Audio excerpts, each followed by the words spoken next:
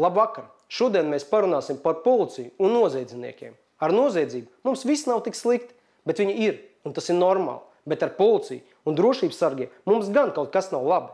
Nav normāli, ka nedēļas laikā aizbēg 2 noziedznieki. Viens aizdomās turēts par slepkavību, pārdz pāri cietuma sienai.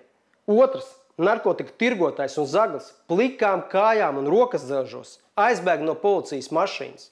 Visa Rīga līdz naktī stāvēja sastrēgumā, kamēr strādāja policijas slazdi. Priecē 2 fakti. Pirmais, abus aizbēgušos ātri notvēra. Otrais, labi, ka no cietuma bēg ārā, nevis otrādāk. Joks, protams. Bet tagad, bez jebkādiem jokiem, jāuzdod jautājums. Arī 2.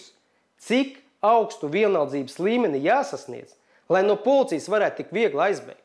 Un cik ļoti vienaldzīgiem jābūt, lai ignorētu prasību aizstāvēt Jēkabīlī nogalināto sievieti?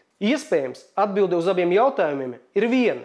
Policijā un cietumsardzē ir viena un tā pati problēma. Nepietiek jaunu un kvalitatīvu strādnieku. Jaunieši neiet strādāt uz šīm vietām un par tādu naudu. Bet vecajiem pēc bandītiem slinkums skraidīt. Par šo problēmu jau 10 gadus runā, bet tikai tagad mēs redzam, ka šī problēma ir nobriedusi un sāk sevi parādīt. Mēs ļoti gaidām valdības spriedumu šajās lietās, bet pagaidām secinājums izdariet paši.